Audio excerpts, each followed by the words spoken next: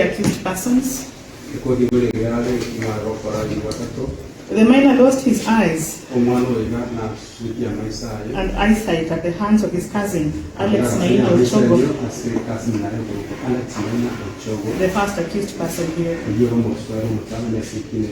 I am totally unable to find any mitigating circumstances in Zen. However, the second and the third accused person's involvement came in after the fact. The court has extensively discussed in its judgment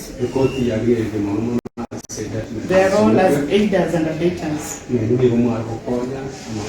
Whereas the outcome of their actions looked at in totality,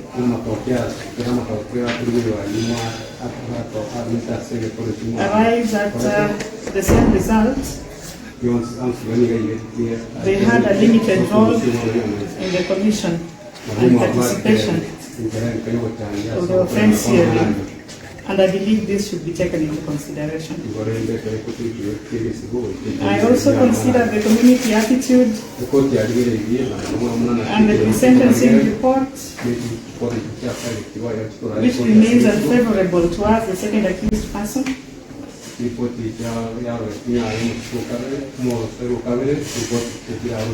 However, the same is true for the third accused person,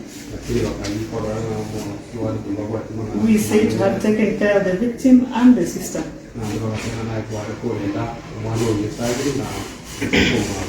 While the mother has struggled to make ends meet away from home. I also take into account that the two, the second and the third,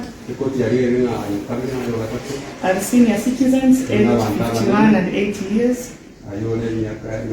And in doing so, and taking into consideration the discourse above, I arrive at the following decision to be an appropriate sentence in the circumstances. I'll start with the third accused person, Rael Nyakirario Mayeka.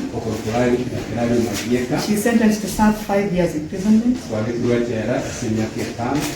For the second accused person, Pacifica Nyakirario Ochogo, sentenced to serve 10 years imprisonment.